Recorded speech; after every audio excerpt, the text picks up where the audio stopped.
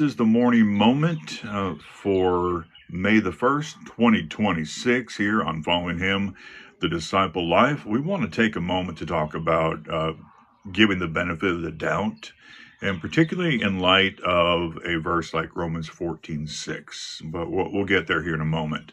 I was on anti-social media. Yes, that's what I call it.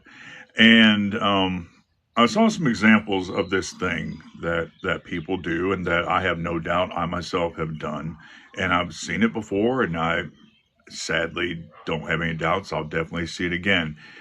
The characterization of the people that disagree with you, the characterization of motives, of thoughts.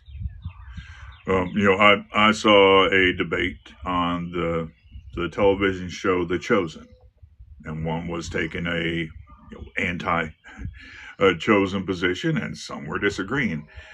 And the one taking the anti chosen position was basically made a statement along the lines of that he couldn't understand how, or was surprised, or that, that people were placing so little value on God's word. That's how he characterized those that were defending the show. Was not necessarily the case of what the people were saying, but that's how they were characterized.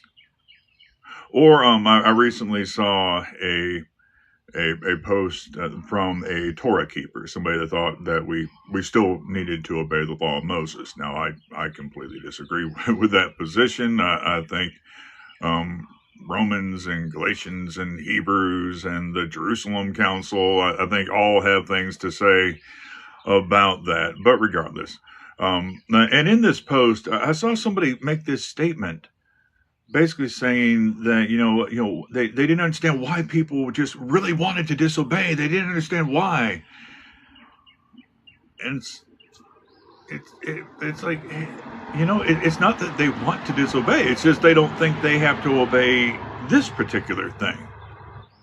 People that don't think we're bound to the law of Moses. Now some. There are some that don't think there's like any rules or restrictions on Christianity. Now, I don't agree with that. I think we're under the law of Christ.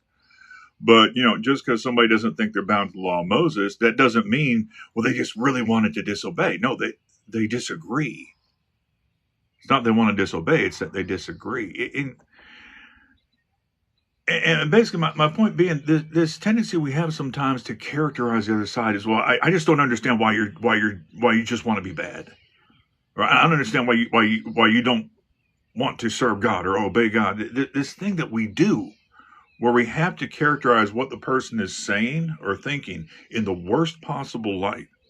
In Romans 14, we have, there's apparently a debate about, eating meat and not eating meat, and, meat that would have been offered to idols would be the issue, or, the, feast days, whether to keep feast days, whether not to.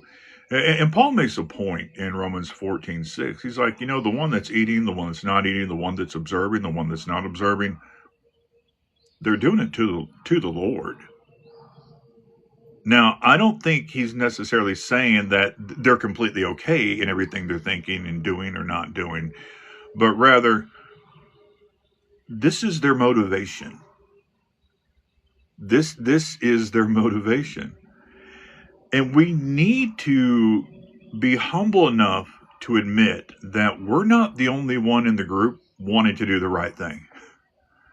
We need to be humble enough to admit that that person that disagrees with us, they may disagree with us. In fact, they may adamantly disagree with us because they think they're in the right according to God's word.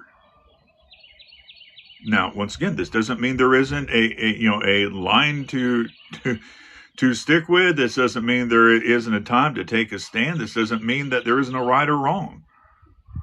But what we attribute to the person's motives and thoughts, we need to be careful. Give them the benefit of the doubt, like you would want. You have a good rest of the morning. Lord willing, be with you here in a little bit for Friday Freedom, and shalom.